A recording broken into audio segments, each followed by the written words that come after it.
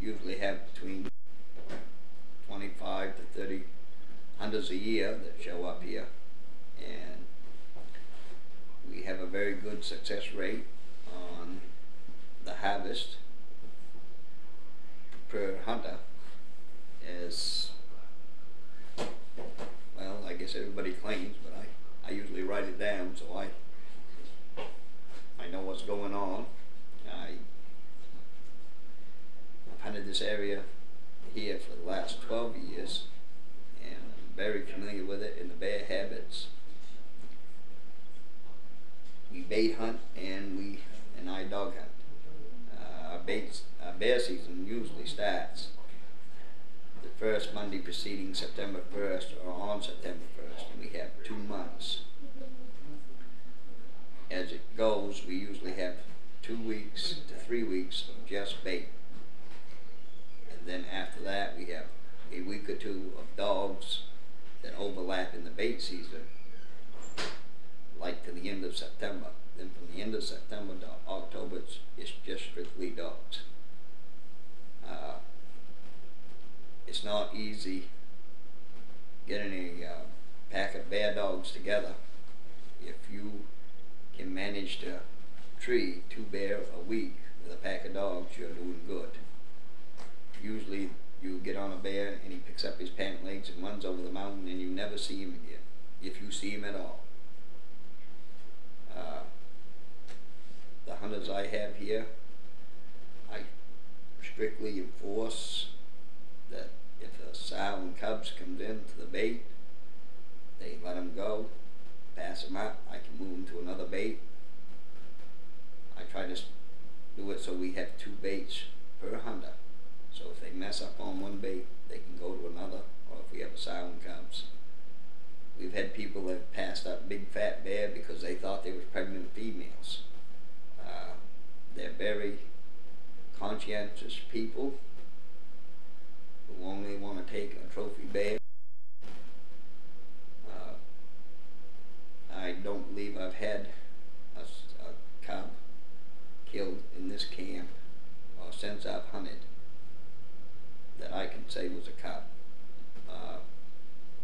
Usually they're from a yearling to 20 years old, a bear that we kill. We try to keep it so next year's crop, sow and cubs are next year's stock, and that's about the way we run this camp. We treat a sow and cubs with dogs. We take pictures and let them go. It's more fun to watch a bear than it is to kill it. Although we do take the bigger bear that we do tree or see on the baits. I think this year the biggest bear we killed was around 325 on with the dogs, and I think we killed one 480. No, 380. I'm sorry, 380 on the baits. And I've got on some big bear that I'd like to have killed. Sometimes they stave my dogs up, or maybe once. I haven't had a dog killed in the last 2 years, but they do kill my dogs if they get too close. And a bear will not, you cannot tree a bear if it does not want to climb a tree. If it's a 100-pound bear, it'll lick off every dog you got. So a lot of luck goes in with it, and that's about the size of it, I guess.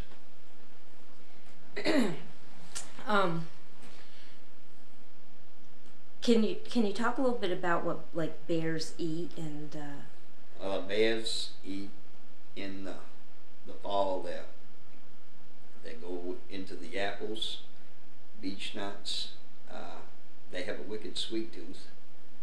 When I start pre-baiting, I use sweets, donuts. Sometimes I have used in the past cow grain molasses. Husk grain molasses. They eat anything. They're scavengers. They'll eat swamp cabbage, the Indian cucumbers. They eat apples, beech nuts, acorns. Depends on the year what the feed is. This year we have a good beech nut year, and they're real heavy in the beech nuts. A bear would rather eat beech nuts than he would donuts. And they put the fat on. There's a real high protein. Gets them ready for hibernation. Usually your fat bear that are real fat, and they'll have about, this time of year, this is second week in October, third week in October, they'll have about 4 inches of fat right on their backs and down their rumps, and that's from the beech nuts. And the sow bear usually put on more fat because when they den this year, they'll be bred and have their cubs. So your male bear have a tendency to be longer and leaner. They don't seem to need the fat supply that a sow needs. And I guess that's about it. When is the breeding season for bears, and like how long do the cubs stay with the bear? Okay, the breeding season in the bear starts in June. Late May, early June when they breed, and to the best of my knowledge, and they'll have their cubs. The seed in the bear will lay dormant until they go into hibernation, and they usually have their cubs, I believe, on the last of January, 1st of February, and they'll be in the den with the cubs, come out in the spring with the cubs. They'll be with the sow until they're the second year. There'll be yearlings. Usually when the yearlings is around June of the following year, they will drive the yearlings off and be bred again. Your male bear, yearling males, their range, they'll start their own territory and they'll have to go 100 miles. Whereas a yearling sow will stay in the same area that it was spawned in. And the way nature works it, they seem to be more sow than boar. And that's about it, I guess. Could that be because they wander off further?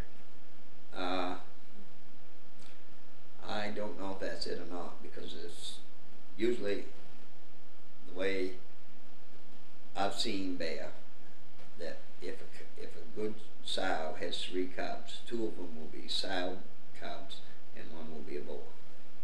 Usually they have 2 cubs, 2 to 3 cubs a year. Now they den up with their mother again the first year. Right. What happens if something happens to the mother? Do they still know how to den up?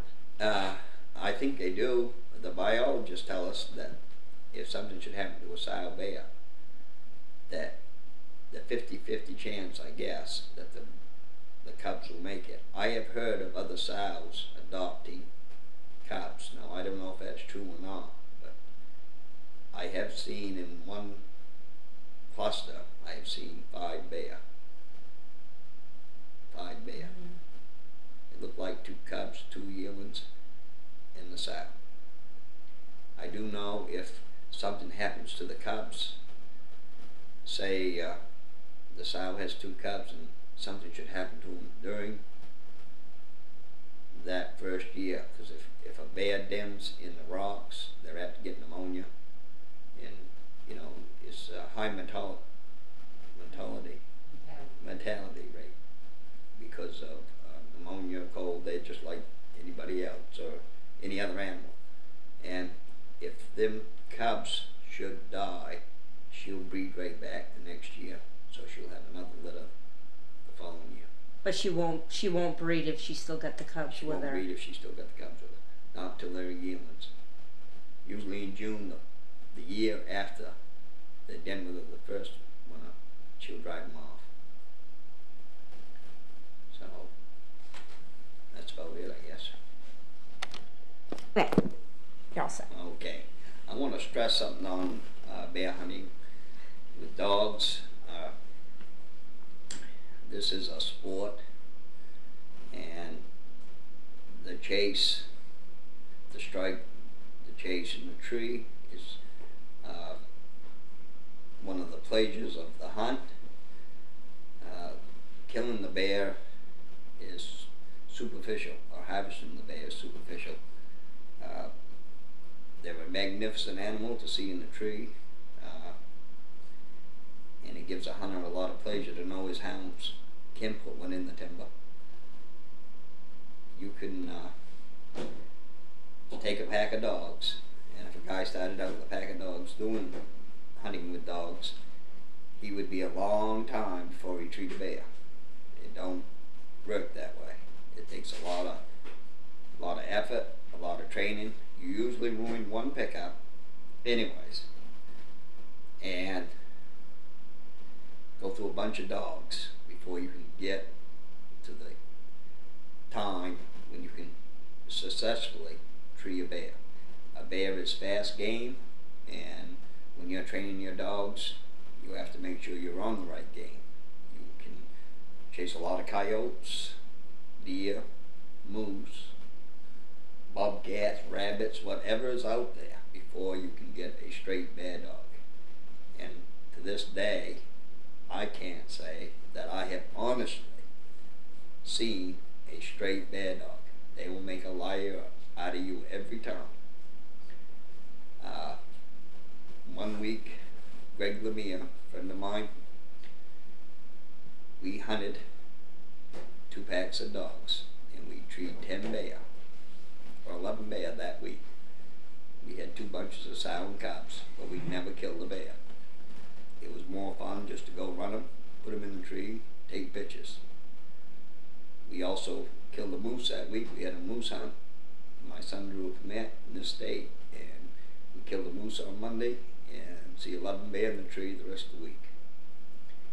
So it's a good time. We have tracking equipment, and you can have 100 beaver collars, beaver boxes, and it still isn't going to put the bear in the tree. It does help you locate your dogs, because 90% of the time you're looking for dogs. You're dog hunting, you're not bear hunting. You're hunting for the dogs, because they're scattered over the countryside. If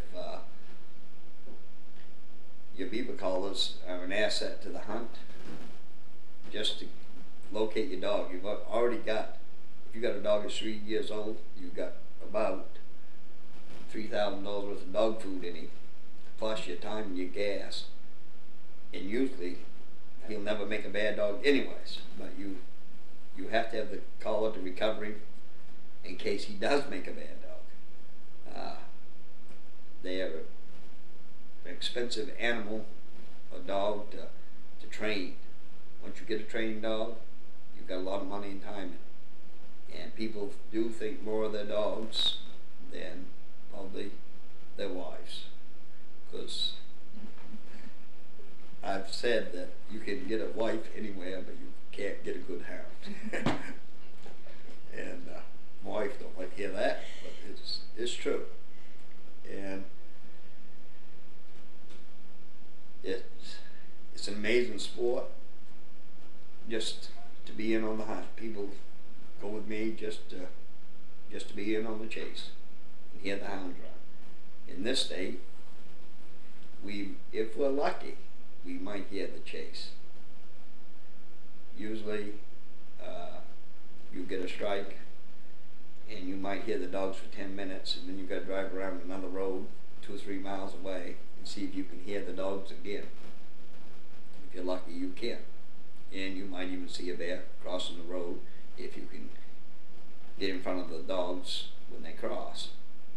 And in this business, the houndsmen, they always like to have the fastest dog and the aggressive tree dog and strike dog, cold trail dog. It's a whole different ball game than a raccoon hunt. because it's so much more difficult to even get a bear started, or because you have to have a cold trail dog and a good strike and tree dog. It will stay there and stay at the tree for 6 hours, because you may not find them or you may not get to them because they'll be so far back in the woods. People say it's easy to kill bear with dogs or harvest bear with dogs. It isn't that way. If you get a good pack of dogs and you can put a couple bear in the timber a week, you're really working hard. And it's a, you know, a real good sport, and kids like to go. I don't think I've had really much way of any danger to the people when they hunt. If we do harvest a bear, we make sure we have a quick kill. I don't like to see an animal suffer, and most people that hunt don't want an animal to suffer. They want it harvested in the proper way, that you have respect for the animal. I think that most hunters, when they kill an animal, they have more respect for an animal than what people do for other human beings. Most people like for the kill to be quick, clean, and restful.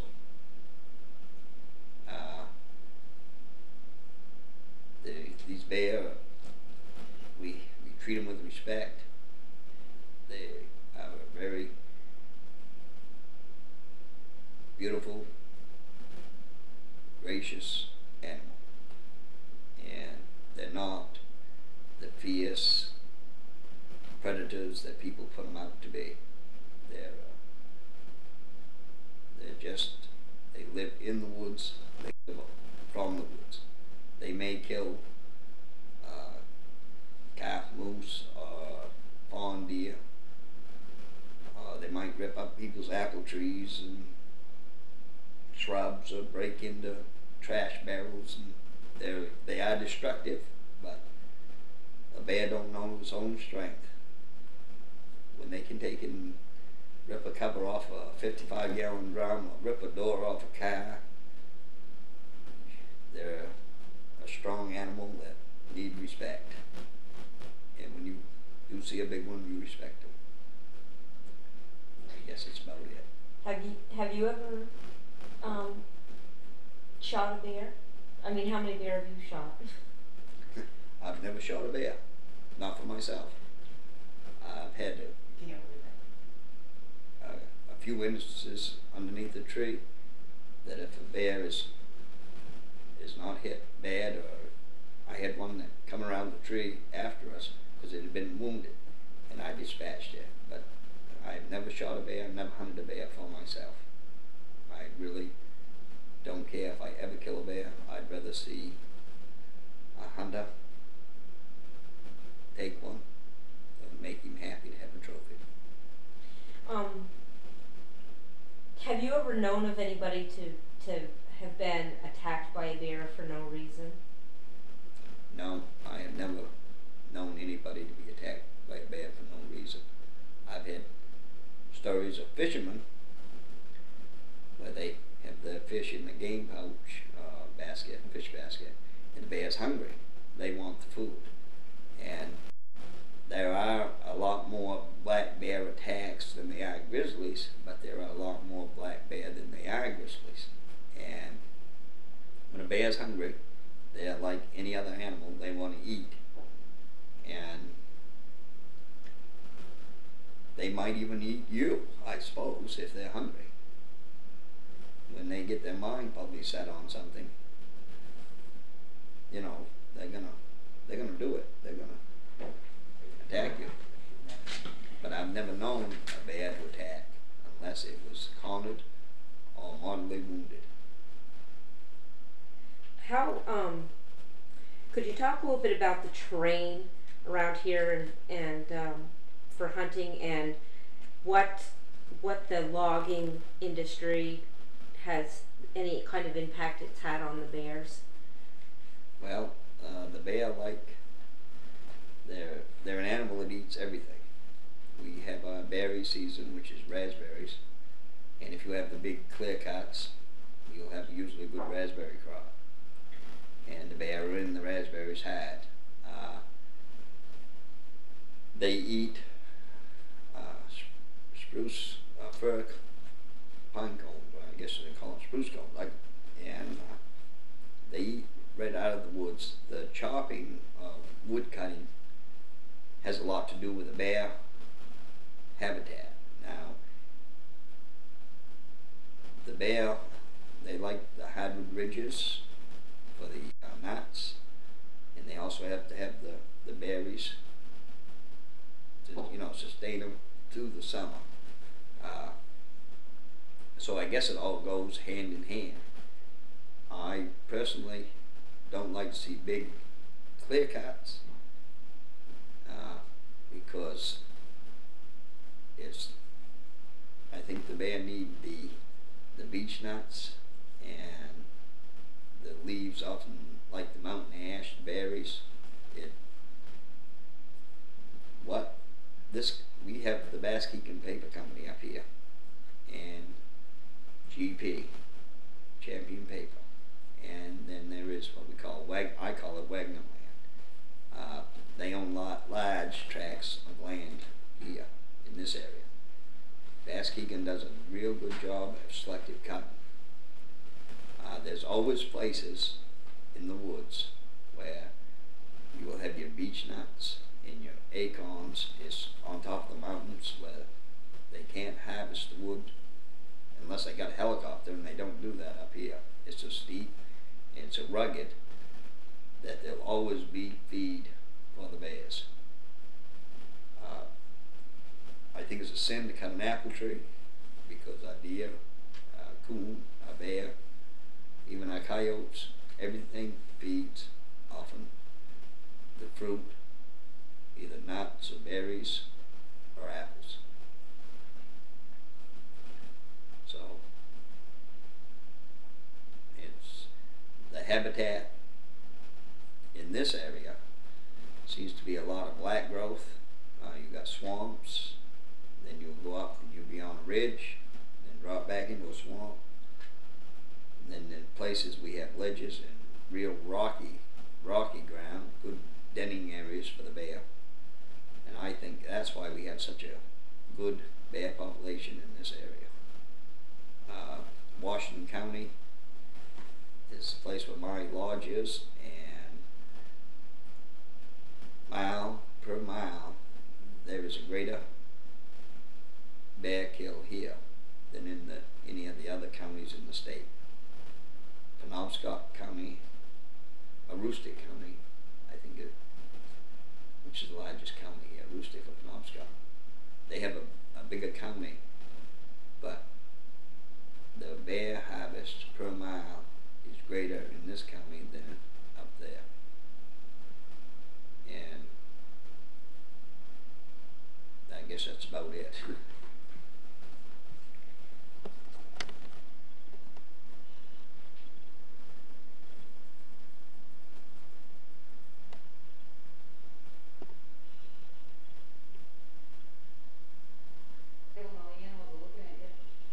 Who says 55-inch spread? Did you get this one, Stevie? My son did. Of course, he didn't have to go too far to find a guy. Killed him the first hour, first morning.